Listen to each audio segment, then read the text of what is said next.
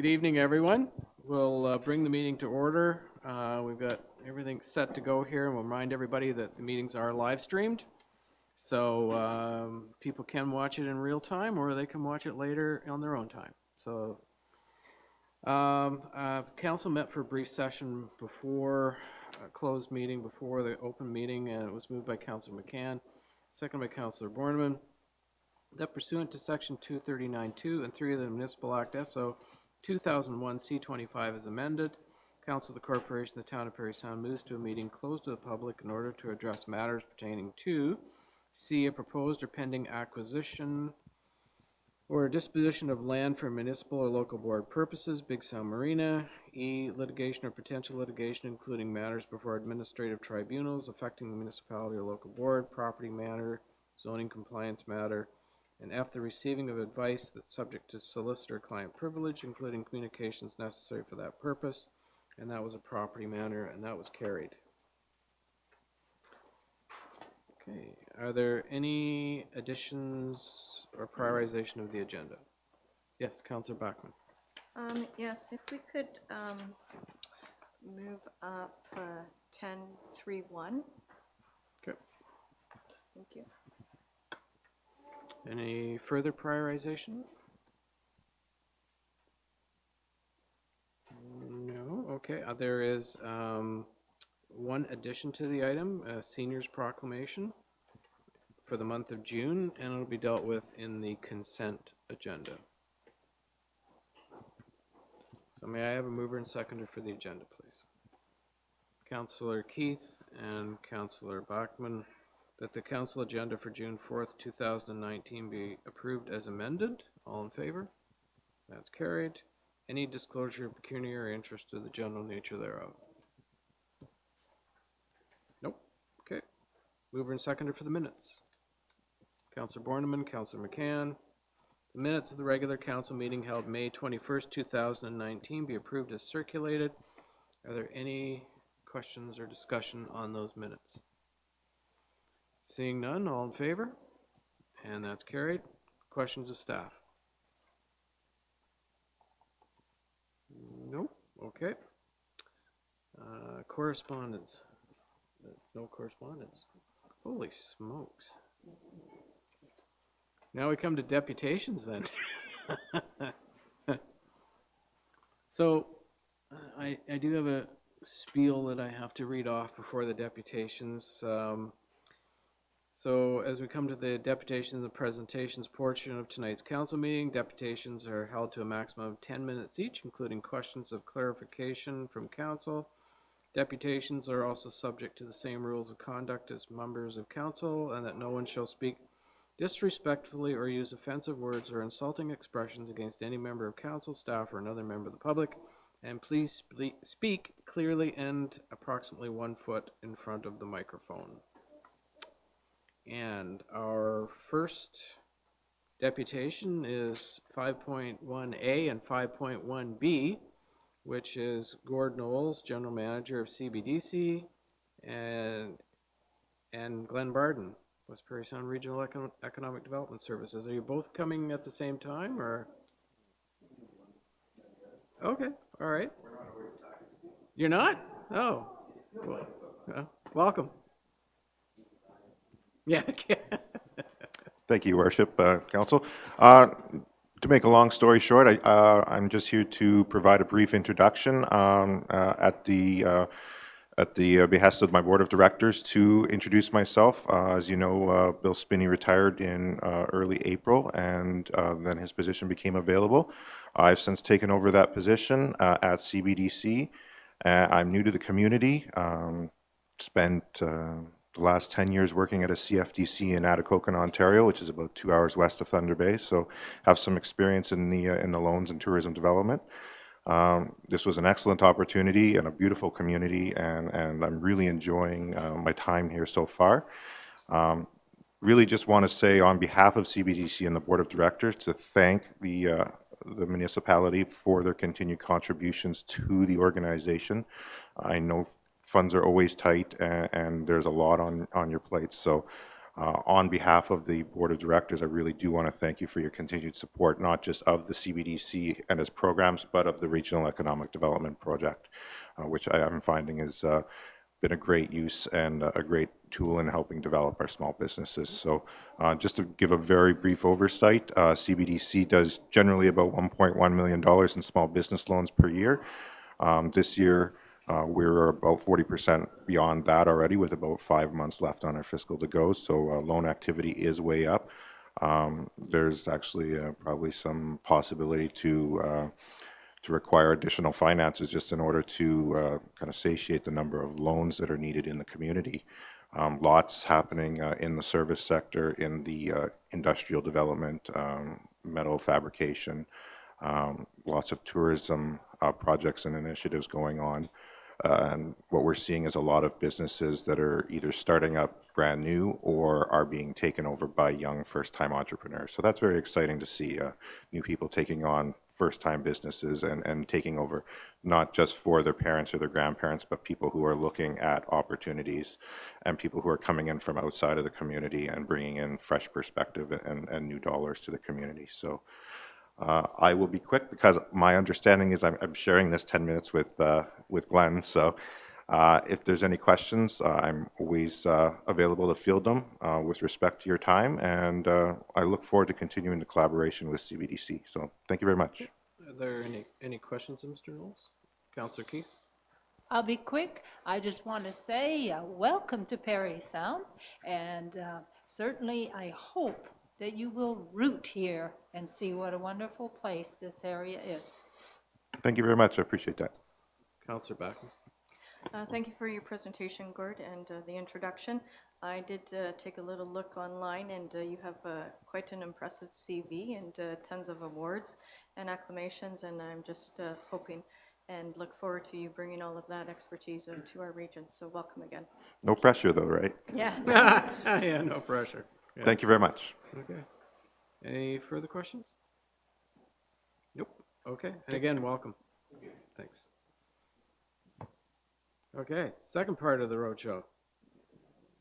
Welcome, Glenn.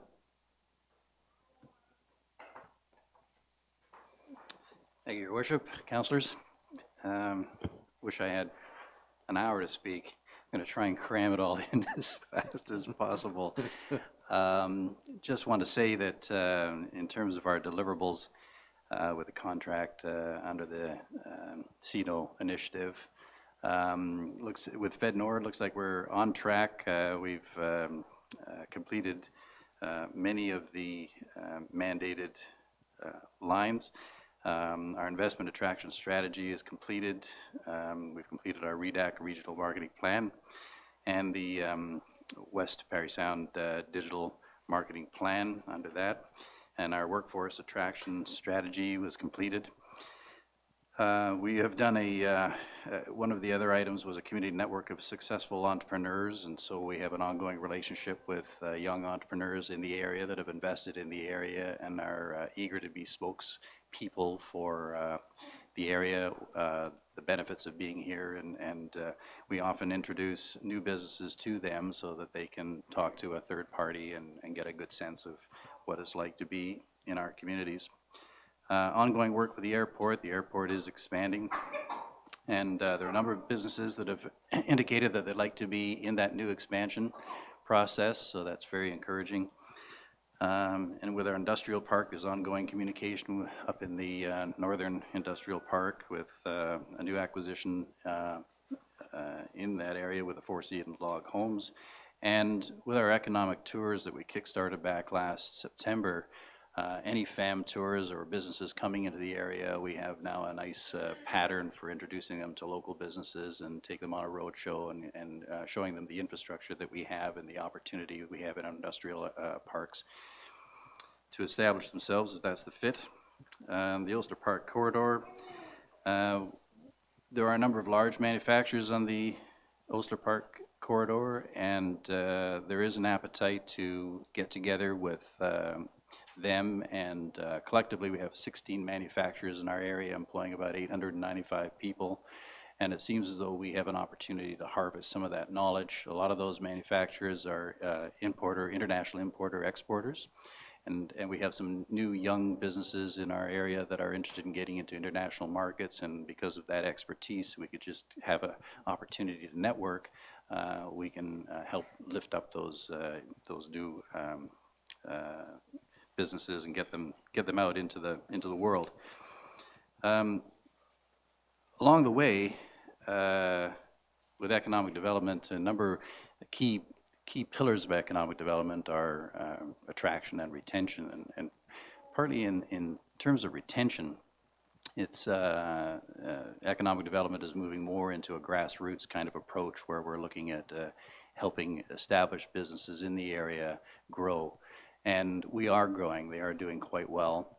But along the way, when I'm out talking to people and introducing myself, I think I've shaked hands with about 2,000 people, and it's a great opportunity to see what some of the needs are. And in conversation, it appeared that we have an opportunity, I'll call it, whereas we've identified a lack of workforce employee accommodation. And so we had a housing summit back in April, and to address that with local stakeholders, some of the larger employers in the area, and businesses across the area, municipal representation, and so on and so forth. And some of the information gleaned out of that was that we do have a large number of potential employees coming into the area over the next 18 months as a result of a survey that we took. And they're talking that perspective around 238 new businesses or new employees coming into the area, in addition to the 99 employees that will be coming with businesses that I've talked to directly that are looking to establish in our area. So we have a number of potential employees coming in, but very little accommodation to house them in. So looking forward to resolving that, finding a solution to accommodate new employees. And with the new employees, we also have a number of young people that would like to stay in the area. I'm sure they'd like to stay in the area, but we've also been talking out to some of the businesses, some of the business owners, some of the parents of the area, and we realize there's another little gap, and part of that is the technology. So science, technology, engineering, and math. Computer coding in our high school is at its infancy, and we tested to see if there was an appetite for technology in our area. Back in November, we had a robotics demo at the Bobby Orr Center, and it was really encouraging to see the enthusiasm of young people getting involved in robotics. It was so cool to have it at the Bobby Orr Center, where there were young kids playing hockey on the rink, and then you had these other kids putting together robots and doing very preliminary 101 programming with the robots, and getting a kick out of that. And the parents or the mothers' faces were beaming because their kids were excited about something that they haven't had an opportunity to explore up until that time. So because of that, we had a technology expo May 31st, just down here at the Stocky Center. And we had a little over 130 kids down there, and that was an opportunity for them to see careers that embrace science, technology, engineering, and math. They had listened to a number of presenters that were from various colleges around the north, including Canadore. And the idea is to encourage our school board, our Near North School Board, to incorporate coding curriculum in the school. It's at its infancy right now, and then dovetail that with courses offered at Canadore. And now we have kids that have this new science, technology, engineering, math, coding, computer coding skill set that can fit into our local industry to help them remain competitive on a global scale. So these were pretty exciting initiatives. They weren't identified right off the bat when we started the project, but they come along as we kind of go through our day. And then the last one was just I was encouraged to find a couple of ladies that I inspired to create a summer market And the town has been very cooperative in helping them make that come to fruition. And that'll be starting in June. And the idea is to really showcase our locally manufactured products. So if we can consume our local products here, make the dollars flow, encourage local businesses that are outside the town perhaps, the farmers and so on and so forth, to actually start producing, to get product into our stores, into our restaurants. So it's farm to fork initiative. That helps us instead of spending money outside our region. And the other opportunity for us to explore is the manufacturing opportunity again, because the more that we export, so these products become available to tourists, and tourists to develop an appetite for them and want to start shopping for them, and they can shop for them online. Then now we're exporting products and we're importing dollars, and that just makes us more sustainable and better off as citizens in our area. So I think that's the highlights. Hope I'm within my time frame. If there are any questions. Councilor McCann has a question. Thank you. Thank you, Glenn. A great presentation. It seems very encouraging, this new wave of talent and enthusiasm and the whole thing. A couple of things. You mentioned some of the demographics of people coming into town as employees. Can you speak to, are they young families, are they individuals? Can you give us more of an idea, and that kind of gives us an idea as to the kind of housing that they're looking for? Yes, I can.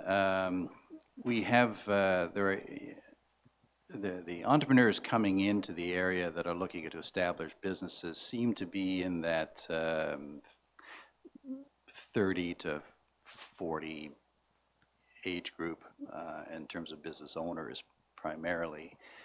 There are a lot of young kids coming in out of university that they've got a skill set. They'd like to find employment here. We have kids coming back. They've gone off, perhaps got married. Maybe they've started a family, but they're originally from here. They'd like to come back here, and they're knocking on the door. They're looking around for opportunities, but and I think there's work for them. Certainly, the skill set that we require here, and trades and STEM, we have opportunity for those people to find work. But it's just the accommodation is a bit of a barrier right now, and the only people that can really come into our area and work are the ones that know somebody or have family that they can crash in the basement or on a couch or something to get them through the middle part. Follow up then. When I went to school, we called it basic programming. So people talk about coding these days. Have we lost the whole concept of programming? What is coding these?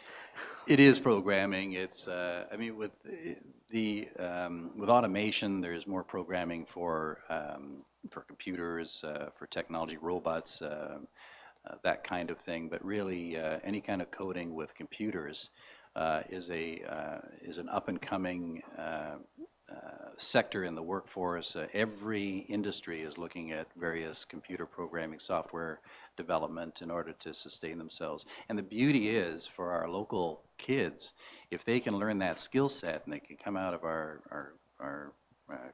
educational programs, remain here where they love to be, they could work for any company globally and make a higher than the average income that we have in our area. So I'm encouraged to see that happen. Excellent. Okay, thank you. Councilor Bachman. Thank you for your presentation, Glenn. I'm very happy, pleased to see that there are STEM initiatives happening in our community and that we have an organization that is leading that. I was very lucky. My son actually was part of the Bots by the Bay robotics this year, and it was great that we were able to receive funding to bring that to fruition. Also, as a computer programmer, it's great to see that that is getting back into the schools.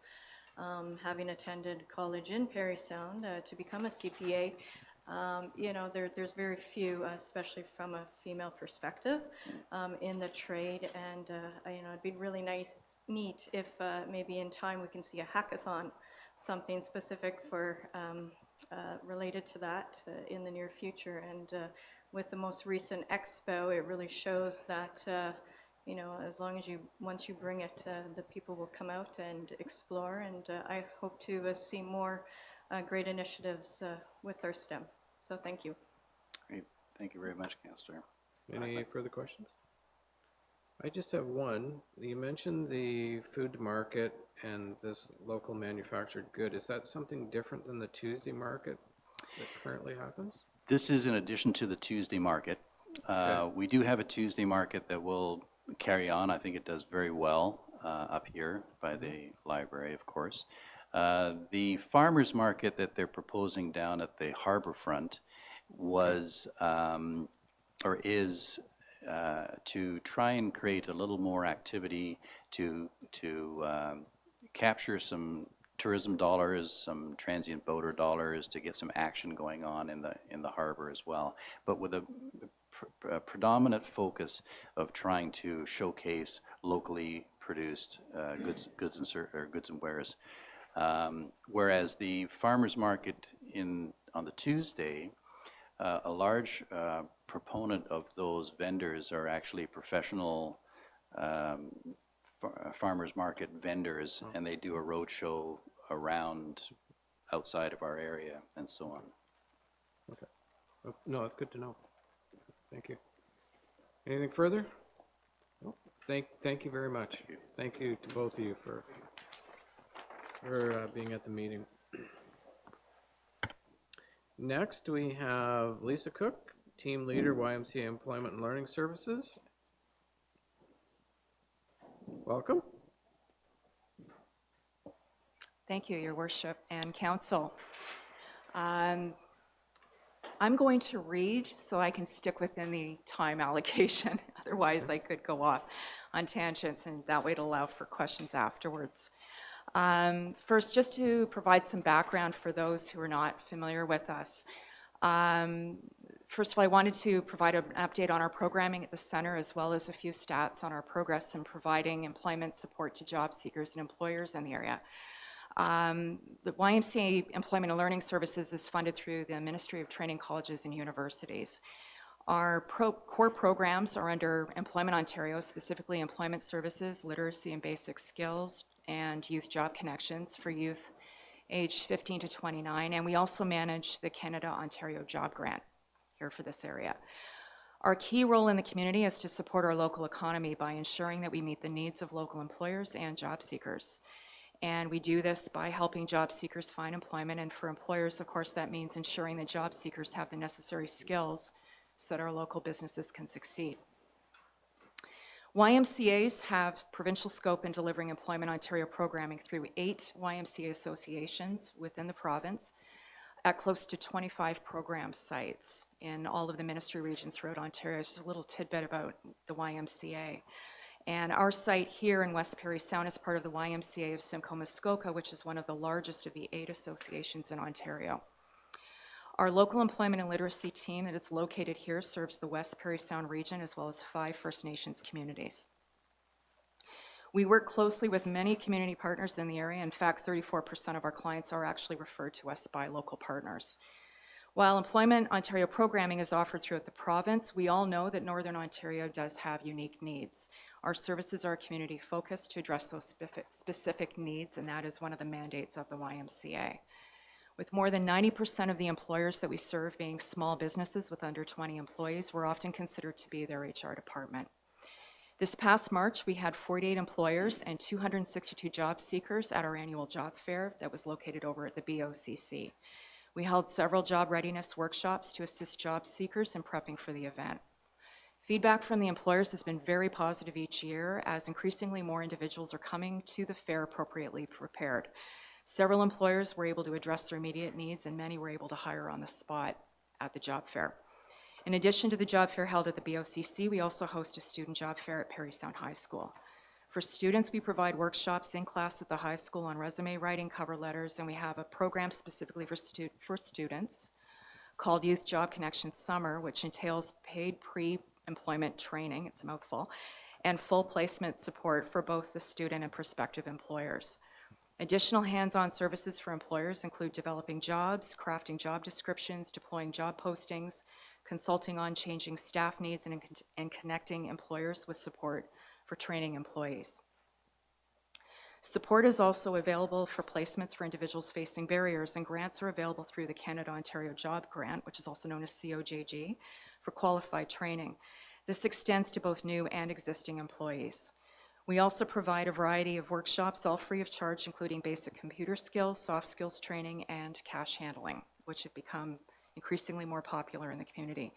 We also work with individuals wishing to complete secondary school accreditation, individuals facing midlife career changes, and we work with both individuals and employers wishing to pursue apprenticeship.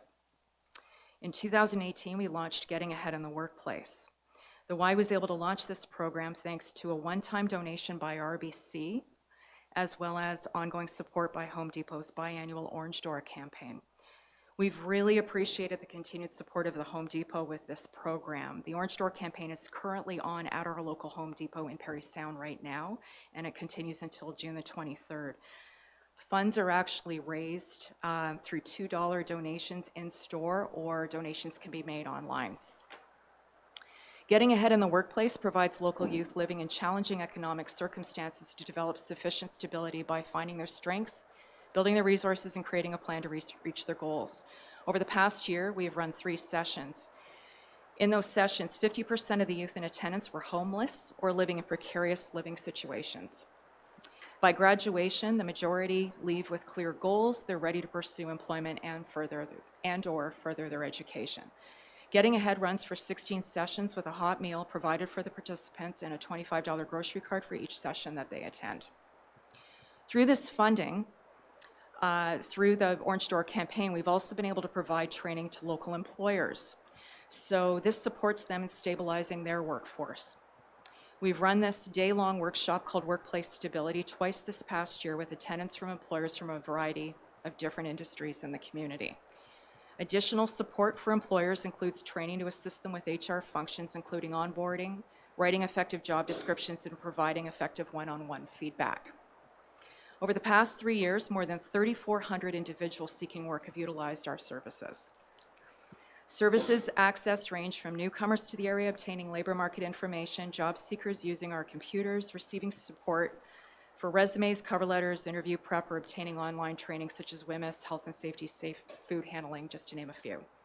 During this time, 930 individuals have been assisted clients seeking one-on-one support with our job coaches. Over the past 2 years, we have seen a 25% increase in supported clients through our services. Of this group, 70% of those who are using our one-on-one supported services became employed, and 13% went on to training and education. This is an increase from 7% to 13% over the past 3 years. During this time, we've served 92 employers in the area, with a 40% increase in employers using our services over the past 3 years. It's promising to see the increase in the use of our employment and literacy services, as well as the success rates. We appreciate the support of the community in continuing our work. On behalf of the YMCA, I'd like to thank you for the opportunity to provide this update. Great, thank you. Thank you. Any questions of Ms. Cook? No? Very good. Thank you very much. Thank you.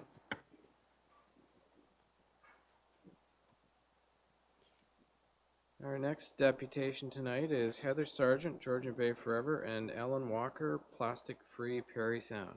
Welcome, ladies.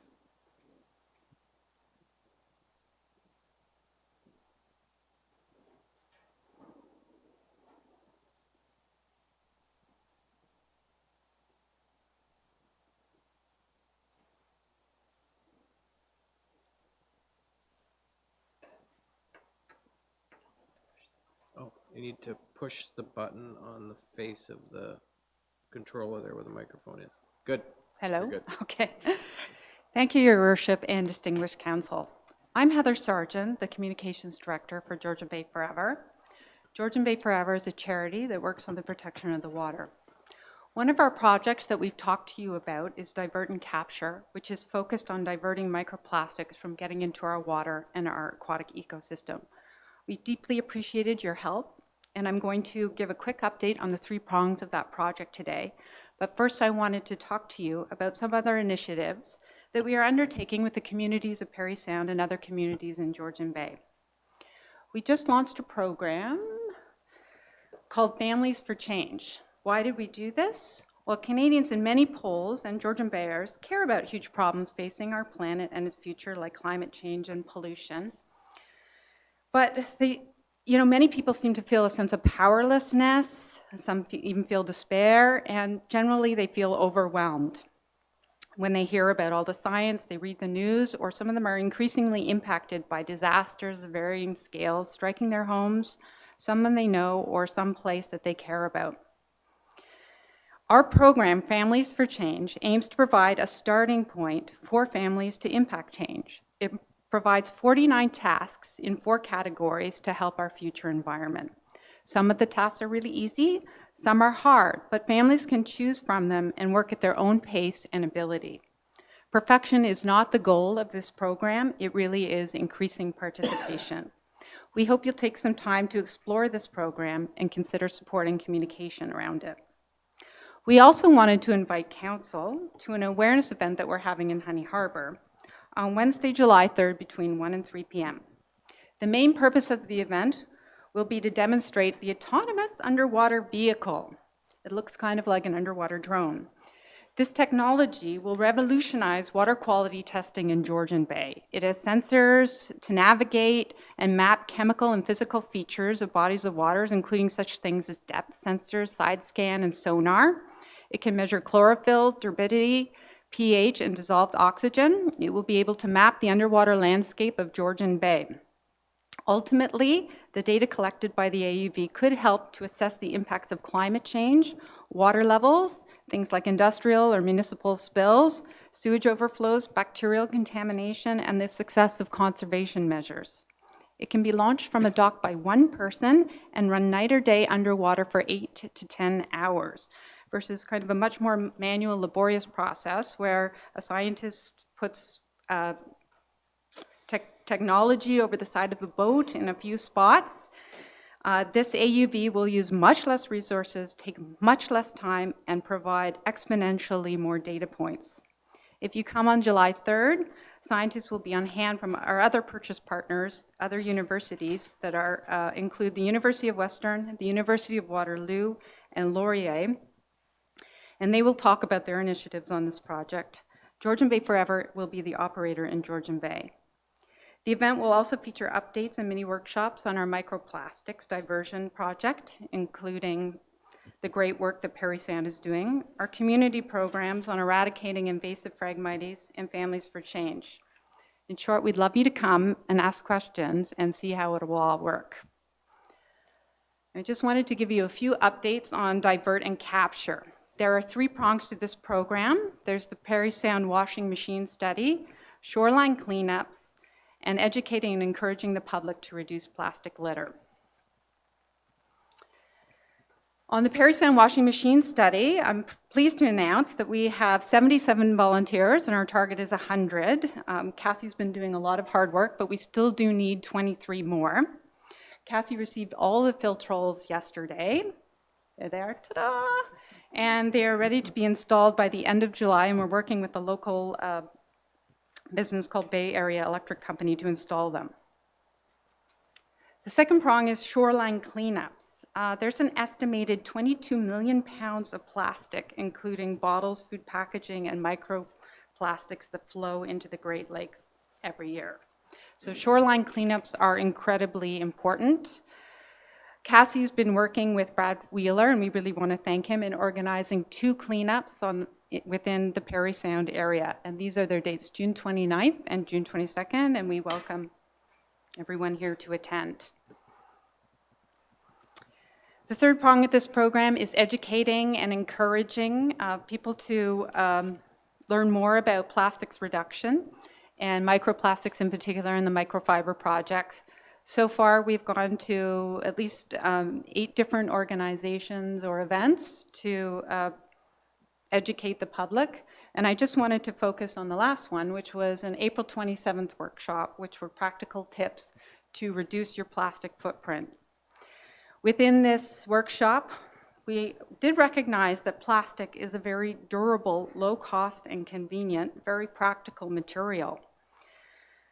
But these same properties that make plastic so versatile in innumerable applications, their durability and resistance to degradation, also make these materials very difficult or impossible for nature to assimilate. And that's really a quote from Geyer, who did a really great study on the plastics litter in the world. Unfortunately, because we use so much plastic, our recycling rates in Canada are only around 9 to 11%, which means that there's a ton of plastic that is getting into landfills in our environment.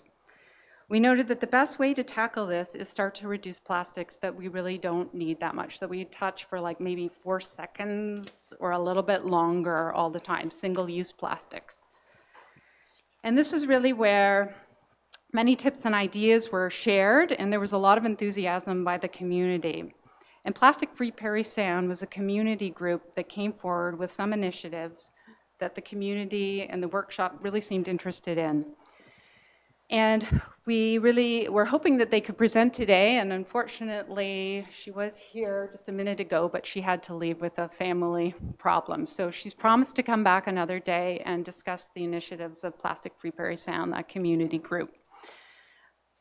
So just in summary, I wanted to say we really thank you for your support.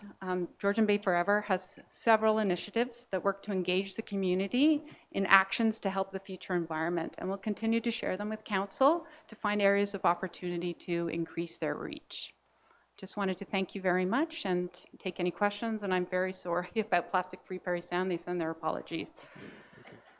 Any questions? Councillor Backman, then Councillor Borneman. Thank you very much for your presentation. It's obviously some really great work that you're doing. Just out of curiosity, is there any plans to launch the autonomous device to gain data locally in Parry Sound? I think there is, and I think that'd be a really good question. If you can't come on the 3rd, I'm happy to take that question to my executive director, and I will do so and ask him and provide it back to you. I don't think the actual locations and such have been set up specifically.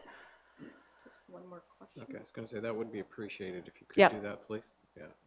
Yeah, go ahead. With regards to your shoreline cleanups, there's people in our community that have done some shoreline cleanups Yes. and cleaning the bay. Are you in conversations with these groups locally? Yeah, we try very much to get in conversations with everyone. We appreciate all groups' efforts on shoreline cleanups, and I don't think, there can't be enough of these done. We plan to share our data publicly, and I understand we're also investigating, there's a site where all data can be revealed publicly, so that means that we won't be crossing over our data and that it won't interfere with other groups trying to do theirs. We certainly don't want to do that. And if you know of any groups where we'd love to share our data with them. Oh, great. Thank you very much. Councillor Borneman? Thank you. 23 volunteers needed for your washing machine 23 program. more, yes. Who would, or where would folks who are interested in that inquire? Cassie, do you want to take that? Yeah, sure. So I'm the project coordinator for the Divert and Capture microfiber study. To get a hold of me, the best way would be info@gbf.org. There's very easy requirements to be a part of this project. First being you need to be on town water, and that reason being is because we're also sampling the wastewater treatment plant here in Parry Sound. And the second requirement is you need enough room in your laundry area for this gizmo, which is the filter that will capture your microfibers or microplastics from your clothes. So again, that's info@gbf.org. Thank you.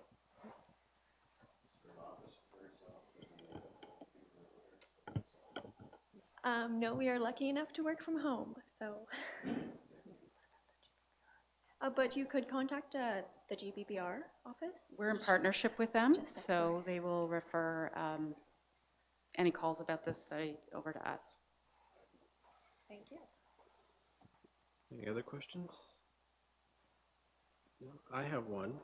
And I know you do a fair bit of work with invasive species.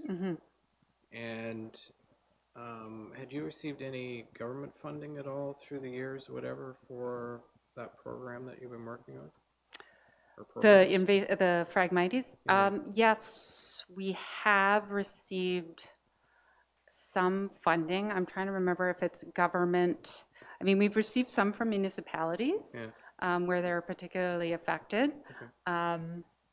So we do some programs that way, and that's primarily the way we're funding it this year. I believe last year we did get a grant from the government, but I'll have to check on that. It was not, we don't have it this year. It's gone to divert and capture, so. But municipal governments do support us. Okay, all right. That's all the questions? Okay, thank you very much. Thank you. Appreciate the presentation. I did want to hand around just for plastic-free Parry Sound. I'll leave this with Rebecca. Okay, that'd be great, thank you. Okay, thank you.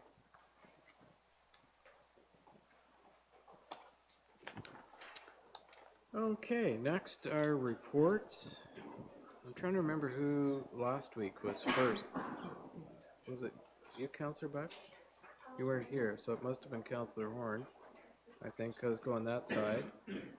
So I'll start with, oh, Councillor. It was over there? Okay, Councillor Burden then.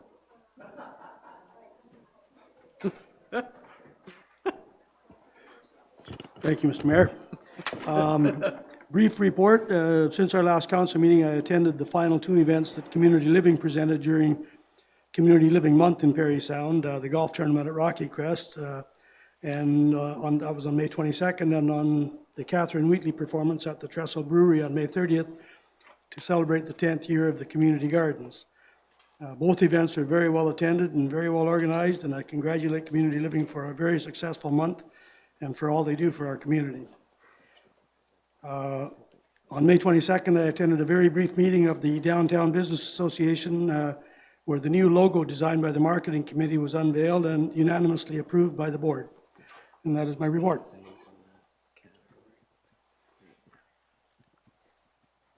We're good? Okay, thank you. Councillor Borneman. Thank you, Your Worship. Good evening, everyone. On May 22nd, I attended the monthly meeting of the Belvedere Heights Board of Management. We received our audit for 2018.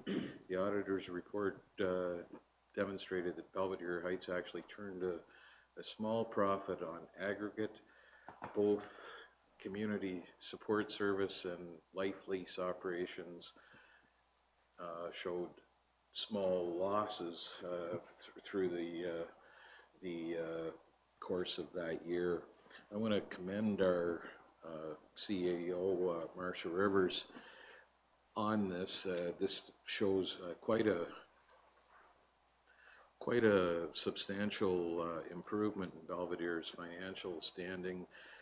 Marcia's a new CEO who came to us telling us that finances were her weak point. So having made this improvement over the course of a single year, largely through her commitment to managing our case mix index more prudently, is greatly appreciated, I'm sure, by every municipality. I could go on about that, but I think I'll leave it alone for now. Earlier today, I attended a meeting at the of the Parry Sound Airport Commission, where again we received 2018 audit. The airport, this confirmed that the airport did in fact have a very strong 2018. We've been able to put over $80,000 into reserves, and if the rain continues, we're going to need it for this season to meet this season's budget projections. We also reviewed the final drawings and planned to provide additional areas for growth on the airport property. I expect that that tender will be released later this week or early next week. And we are receiving on a regular basis inquiries from businesses involved in both aviation and those that are not involved in aviation. Hopefully, a number of them come to fruition. The airport is also in the process of having an upgraded weather station installed, which will provide enhanced service to those pilots making use of the facility. And I believe that's my report for this evening. Thank you. Thank you. Councillor McCann. Thank you very much, Mr. Mayor, council, and staff, and people here in the gallery, and those watching online. As Councillor Borneman mentioned, there was a Belvedere Heights Board of Management monthly meeting. I attended as well on May 22nd. Mr. Borneman mentioned the audited statements that were received. Our CEO also reminded the board that the LIN, which of course is the Local Health Integration Network, still remains in place, and as such, business will be as usual for now. The CEO also attended a Nipissing OHT, which is Ontario Health Team Introductory Planning Session at Canada College in North Bay last month. And she also attended a West Parry Sound OHT planning session at the West Parry Sound Health Center on May the 8th. The objective was to complete the readiness self-assurance document, which included identifying a target population, a geographic service area in year one, and the partnering organizations that would form the proposed Ontario Health Team.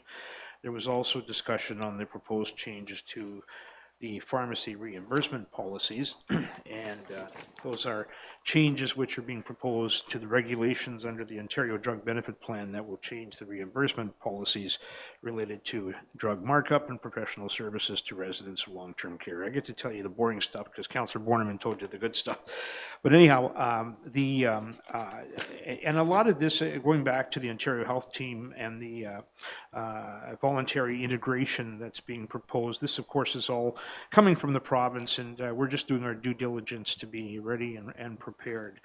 My wife and I attended an honorary dinner for Vince and Anita Chichok, hosted by the Parry Sound Friendship Center Wednesday evening, May 22nd. They were praised for their initiative and their dedication to providing their community with a voice and a source of community information and a variety of music. Several individuals spoke, thanking Vince and Anita for their work. The evening was topped off with live entertainment, and we wish Anita and Vince all the best as they have retired from Res 91. I wouldn't say that it's gone forever. I think there are some individuals who are looking to sort of pick up the reins from where the Chichoks left off. So not trying to put any kind of false hope out there, but you just never know. Thursday evening, May 23rd, I attended the West Parry Sound District Museum monthly board meeting. There's going to be a display by the Wissahickon First Nation titled the 2019, I'm not sure if I've got the pronunciation right, Potawatomi Gathering. This comes July 1st in the E. Roy Smith Gallery for 3 months, and it will be there just before the new railway model goes in. Treasurer's report was also received. We reviewed our policy for the gift shop, and we're looking forward to a number of initiatives this summer. And finally, on the 28th of May, I attended a board governance training session, which was held at Belvedere Heights. And that is my report, and thank you. Good. Thank you. Councillor Bachman. Thank you, everyone. Due to my absence last council meeting, I was, and it was also the day of our library board meeting, I was unable to attend, nor was able to give my update on my attendance at Phenom, which was conflicted with the industrial park board meeting that I wasn't able to attend. I'd just like to speak a little bit about this year's Northern Eastern Municipal Conference hosted by the Greater City of Sudbury. The theme this year was, for the conference, was leadership, resilience, and innovation. And this year's theme really challenged our northern leaders to work together and develop new ways to take action in ever-changing landscape. This annual conference is the perfect opportunity to gain valuable insight into various municipal matters while connecting with municipal colleagues from across northeastern Ontario. And this year's keynote speaker was Gord Hume. Gord is recognized as one of Canada's leading voices on municipal government, sustainable urban development, cultural planning, and creative cities.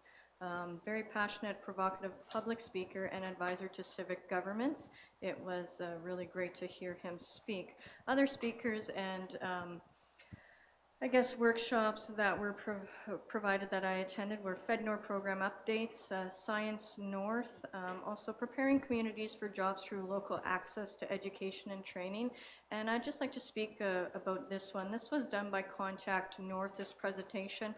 And what was really great to see is that no matter which workshop I attended, whether it was the library, whether it was Contact North, or even FedNor program updates, Parry Sound was right at the forefront, at the top, and it was really great to see us being recognized as an innovative community, urban community that was taking advantage and working with our leading governments.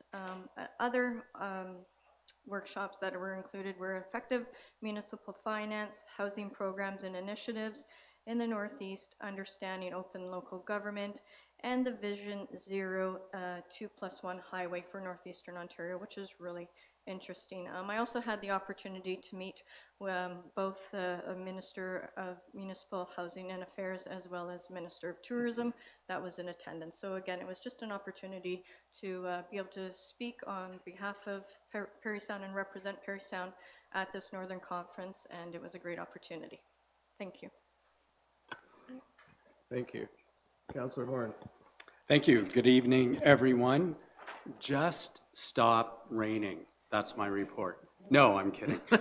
So on May 27th, I attended the Parry Sound Planning Board area meeting, and there was one zoning application approved for the Township of McKellar, and there was 2 applications approved for the Township of Carling.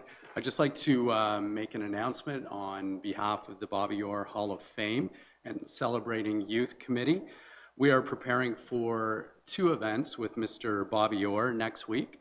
On Friday, June 14th, Mr. Orr will be signing copies of his newest book at the Hall of Fame from 6 p.m. to 9 p.m.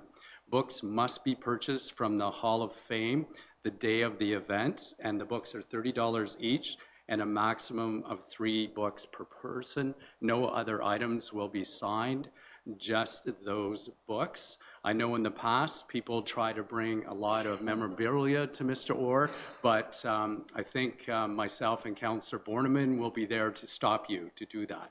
So Mr. Orr does a great job in terms of talking and signing books and taking pictures, so we hope not to be there till 1 a.m. So please go to the Bobby Orr Hall of Fame website, and all the information is there about the book signing. The next day, on Saturday, June 15th, Mr. Orr is hosting the Celebrating Youth Awards ceremony to recognize and honor all the exceptional young people nominated in the West Parry Sound region. There's still room on the wait list if you'd like to get your name on the list of tickets. It is a free event, and again, that is on the Bobby Orr Hall of Fame and the Stocky Centre website. And thank you. That's my report. Okay. Thank you. Councillor Keith. Thank you, Mr. Mayor, fellow councillors, staff, and the public. I guess first of all, I should say I feel very safe tonight, sitting really beside a councillor who also acts as a bouncer, right? And bailiff, all in one and one across, so I'm pretty safe there. I attended the Provincial Offences Advisory Committee. I would say that fines are down, distribution is down. The good news is that we're no different than any other community in the province, so fines are down everywhere. I would say we're actually ahead, though, in another area of the province, in that On the average, completing matters, Parry Sound does a much better job. Before trial, 84% collection compared to the province of 77%. Fines collected, 57%, where in the province overall it's 38%.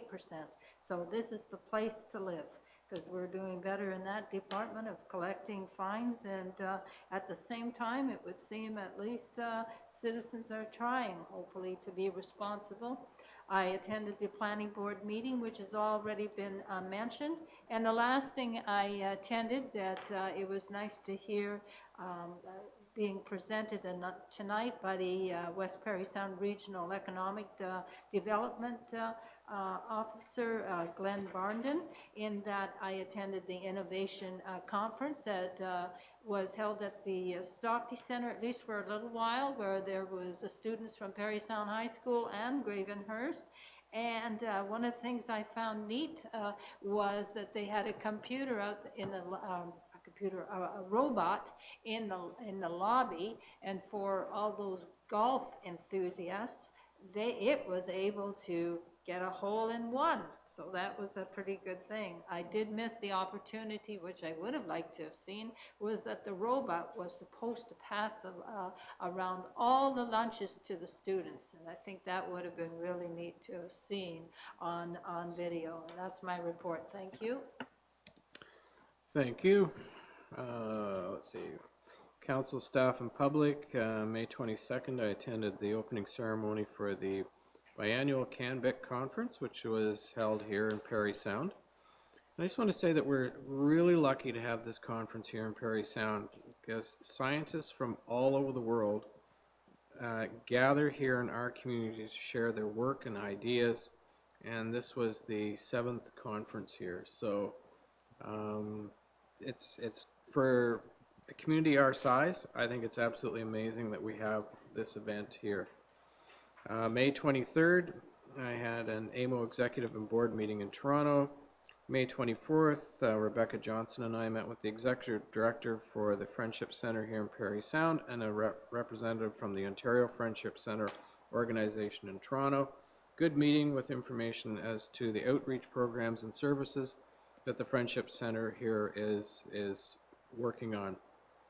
And also they have moved from Bow Street to the center on Isabella Street there, the former Isabella School. And they've done a lot of work inside too to set it up for their different programs. It's actually pretty cool. May 28th, on behalf of AMO, I made a presentation at Hastings County Day. Very well attended meeting. This is very similar to our district municipal meetings that we have here in Parry Sound District. And from there I continued to Quebec City. So May 29th to June 2nd, I was at the Federation of Canadian Municipalities Conference, which was held in Quebec City. Some highlights, 4 federal party leaders made speeches. I will say Elizabeth May made the most passionate and compelling speech out of, I think, everybody at that conference. It was truly amazing, and her notes were nothing more than this, but she spoke for about 20 minutes, and it was, if you get to watch it online, please do, because it is really good. There were many great sessions. I had the opportunity to meet with representatives from Jordan. They're studying municipal government and trying to work on municipal government in Jordan. And I gave an overview of the Association of Municipalities of Ontario and the relationship between AMO and the province. And again, I must say it was a really interesting meeting to hear how things are dealt with in their country and what we're doing here. So then on Sunday, I chaired the election process for FCM's Ontario caucus. There were a total of 16 board positions for Ontario on the FCM board. 6 of those seats are acclaimed, which I have one of those seats because I'm AMO president. So there were about 14 people vying for 9 positions and about 300 people in the room for the election. And it went off really well, thank goodness. So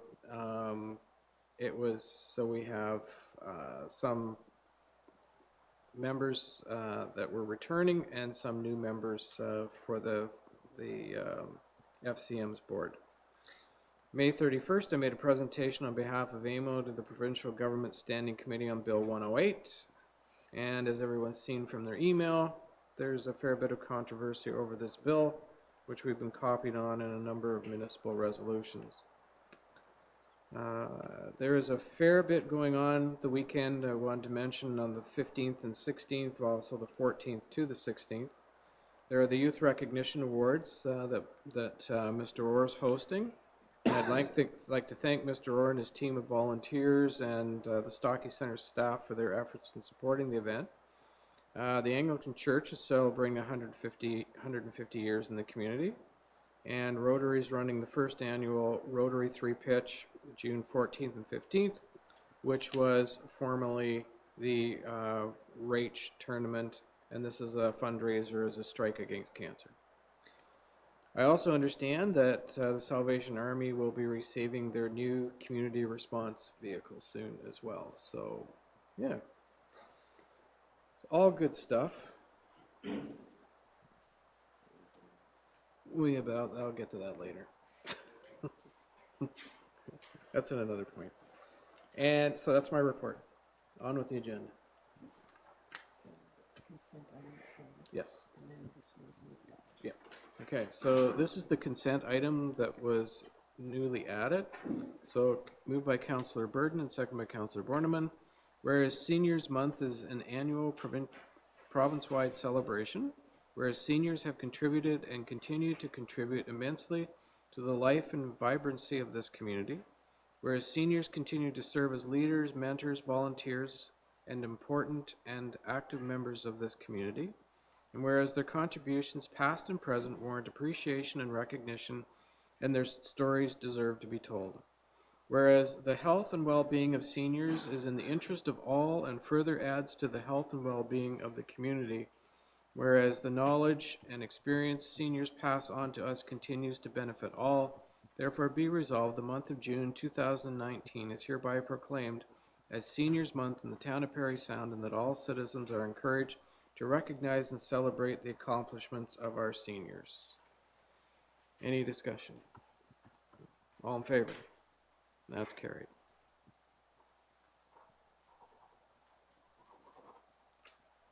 Here we go.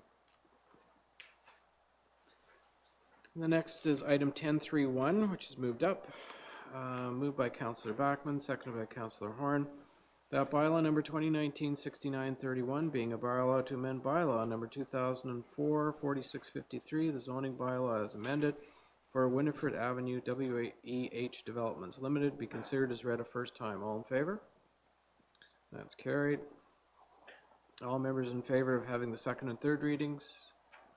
That's carried. Moved by Councillor Bachmann and seconded by Councillor Horn that the bylaw above mentioned be considered as read a second and third time, passed, signed, and sealed. Any discussion?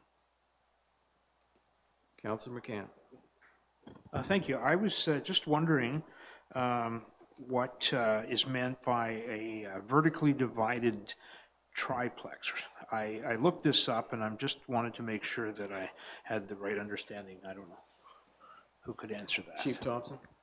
Through you, Mr. Mayor. Vertically divided triplex would be one that is side by side. Horizontally divided would be one that is one story would be one unit, two story would be number 2 unit, and third story would be the third unit. So in this case, when we say vertically divided, they are side by side. Okay, thank you. So do we know how many triplexes are planned for this development?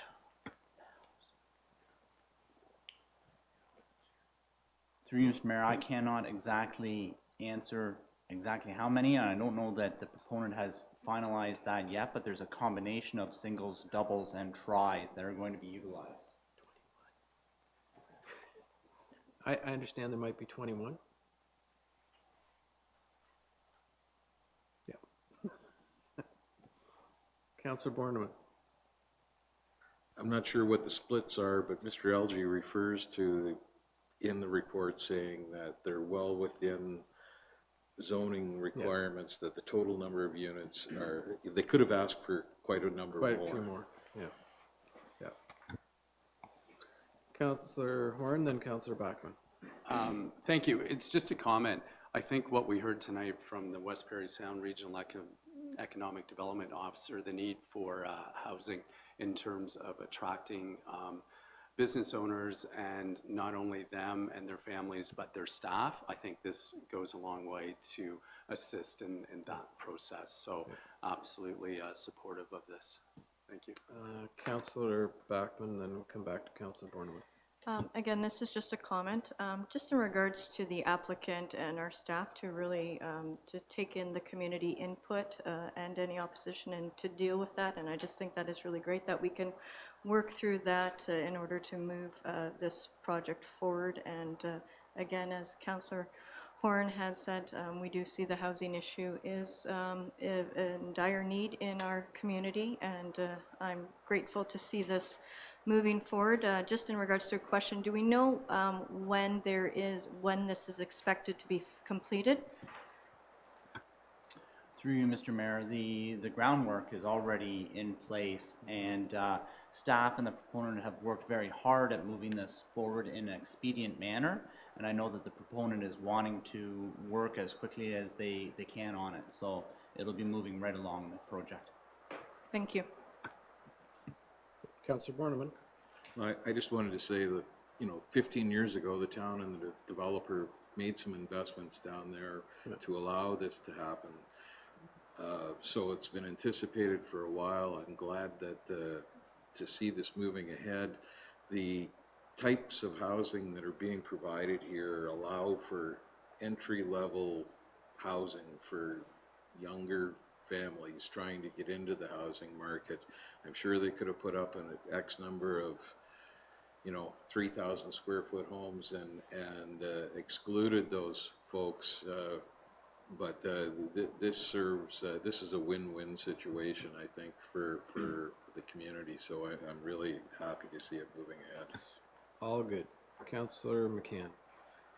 Yes, certainly, and I'm in support of this as well. I'm just curious, because this was before my time, is the infrastructure in the ground, the waters and sewers and such? Oh, they're working on it now.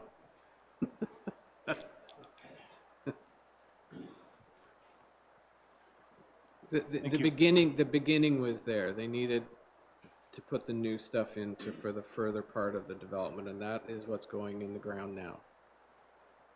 Almost as we speak. Yeah. If it stops raining. If it's anything further, all in favor, and that's carried. Thank you.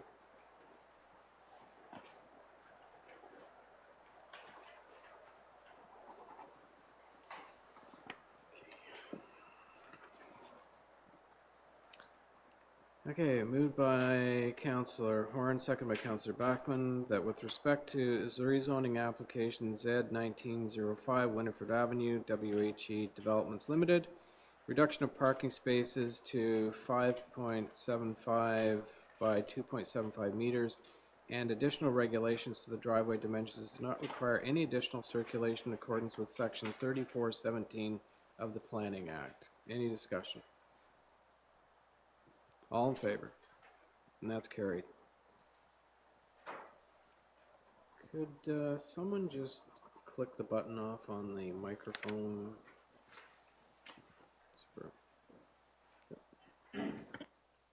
Thank you very much.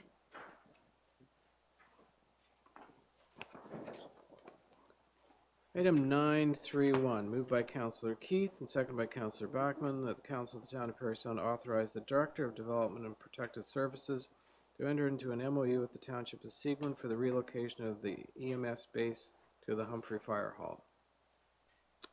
Any discussion? All in favor? That's carried.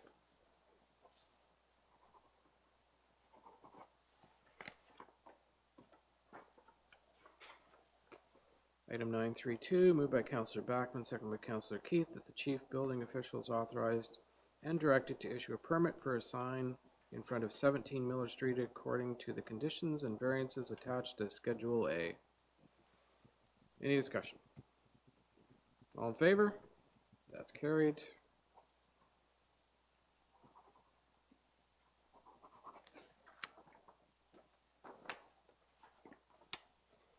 Moved by Councillor Backman, second by Councillor Horn.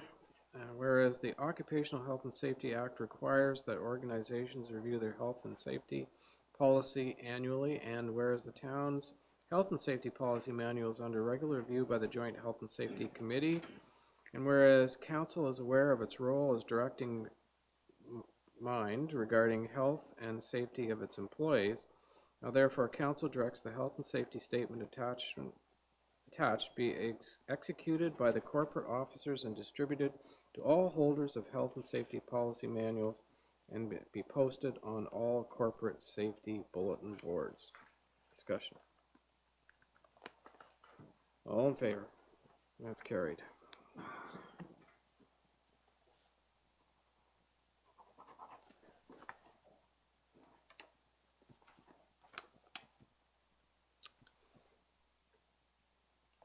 Moved by Councillor Burden and seconded by Councillor McCann, whereas engagement and consultation are critical to finding sustainable solutions, whereas a recent FCM survey found that Canadians believe municipal governments best understand the challenges facing residents, whereas the FCM survey found that 61% of Canadians believe that municipal governments are best placed to find solutions to community problems, whereas meaningful consultation creates buy-in and builds support.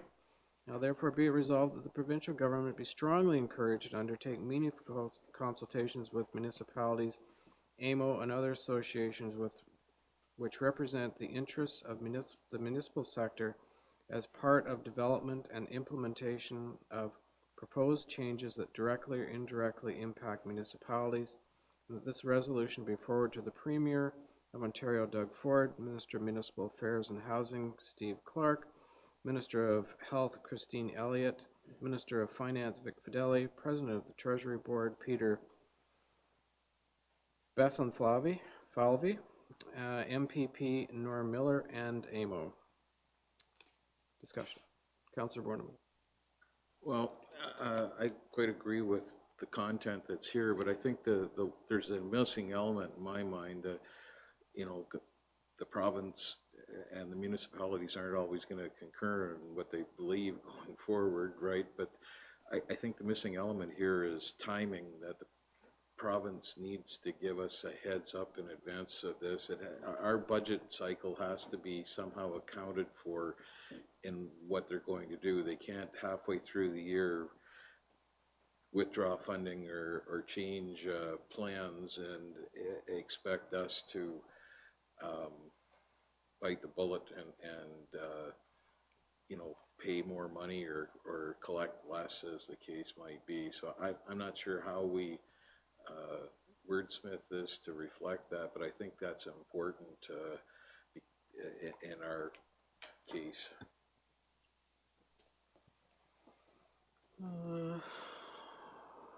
Maybe it's as simple as saying straight out that municipal budgeting cycles be taken into account.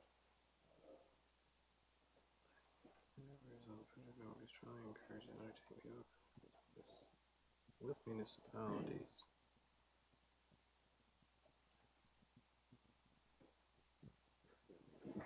Point? Perhaps it could go right after the statement, whereas meaningful consultation creates buy-ins and builds support. And then you could continue with what Councillor Borneman is saying right there. It kind of flows.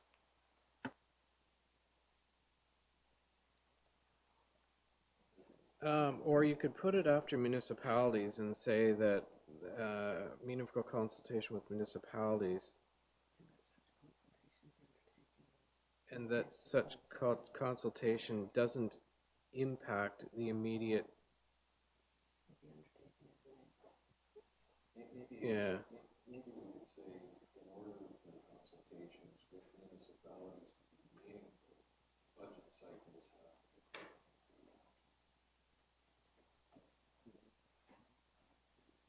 Strongly encouraged to undertake meaningful consultation with municipalities. You can put another, just now therefore be resolved in the budget cycles, meaningful consultation must include consideration of budget cycles. It's just a separate bullet. Indirectly impact and that.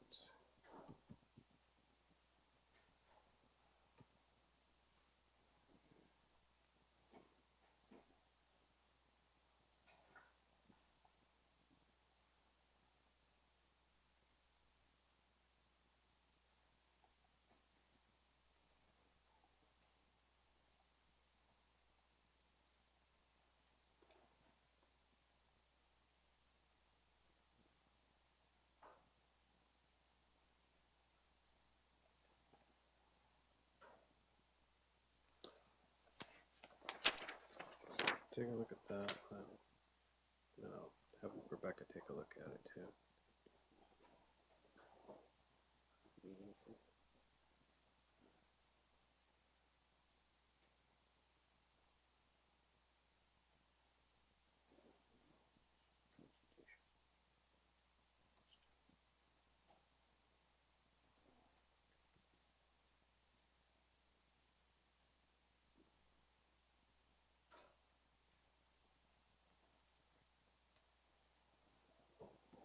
Okay, did that right out? Yeah. Meaningful consultation must include consideration of municipal. Right, okay, perfect, okay. So. That and that. Meaningful.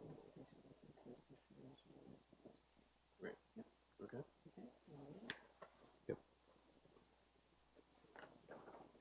So, suggested amendment might be that after implementation of proposed changes that directly or indirectly impact municipalities, and that meaningful consultation must include consideration of municipal budget cycles. And then it would be and that this resolution on that. So moved by Councillor Borneman, I take it. Seconded by Councillor Keith. Any discussion on the amendment?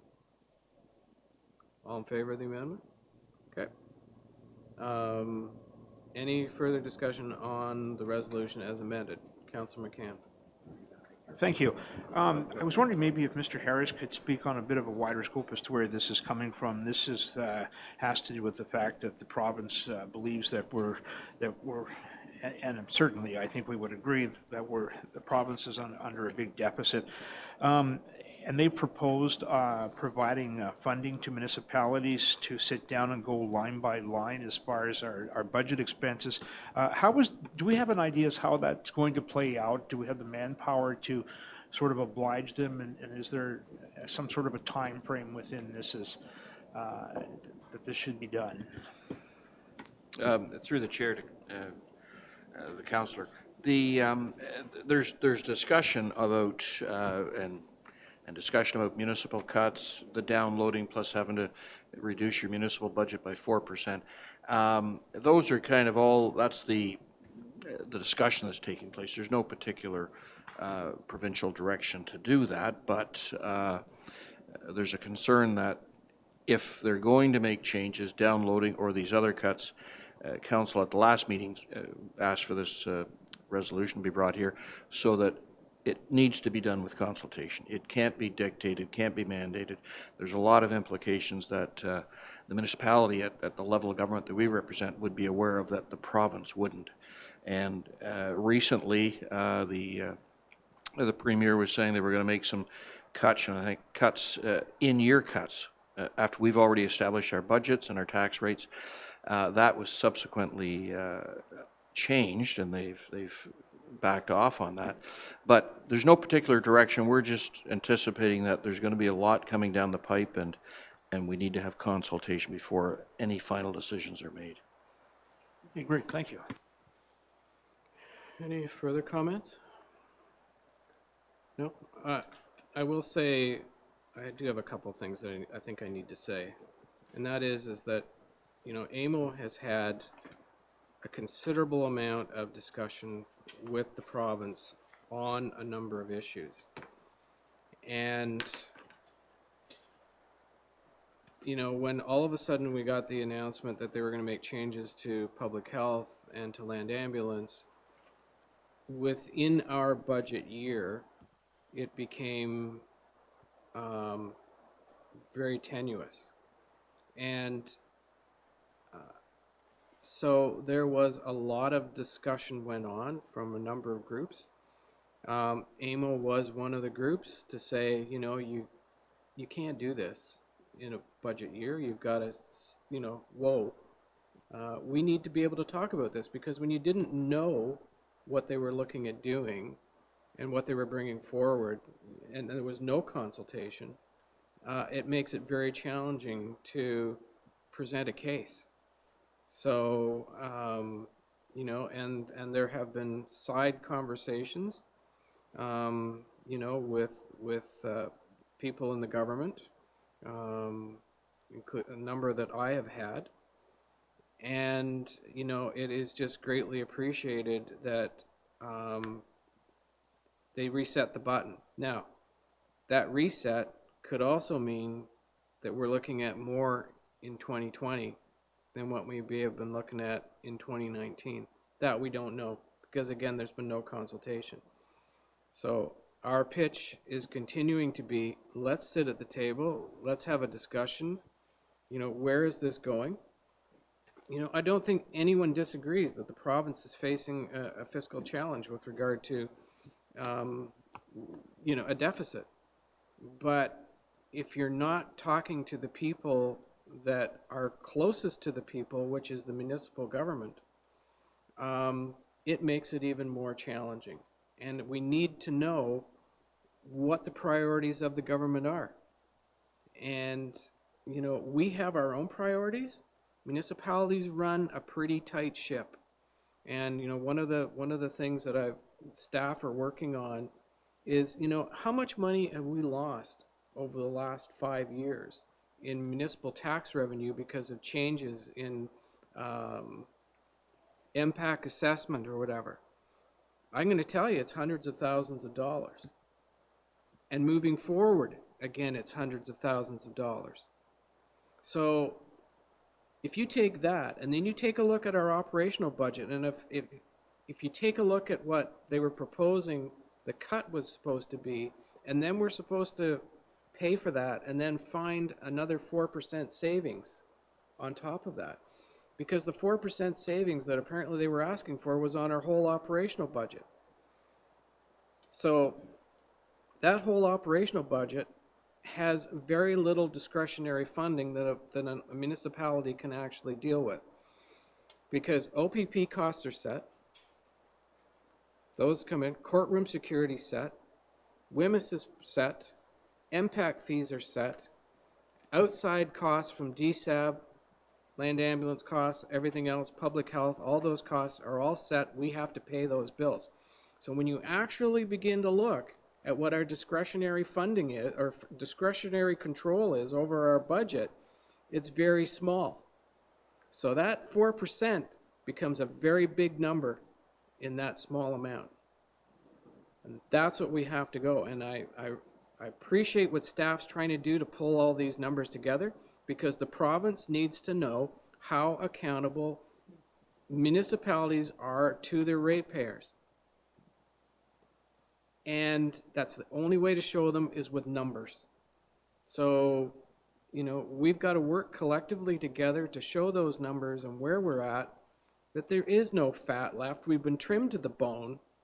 And moving forward, all this is going to do is impact our ratepayers by either cutting services or raising taxes. So I think that's my rant for tonight.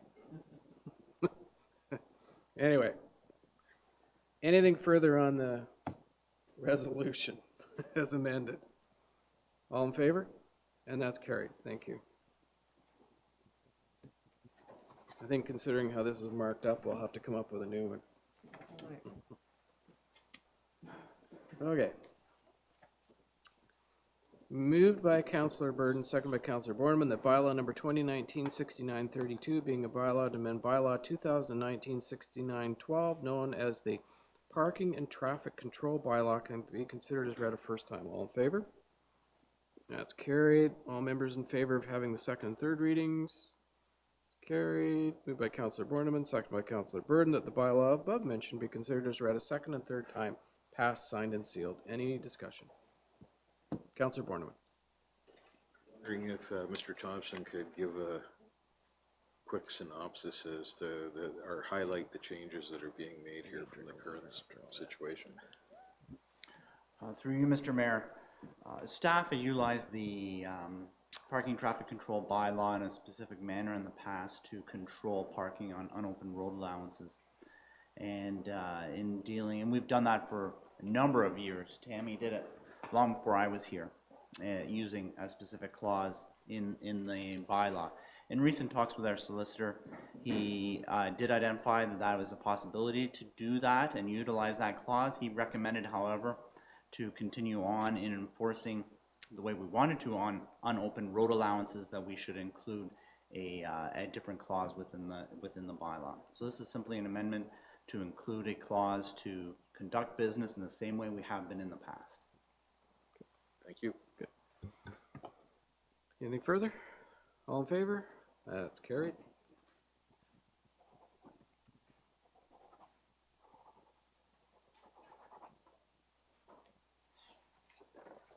There you go.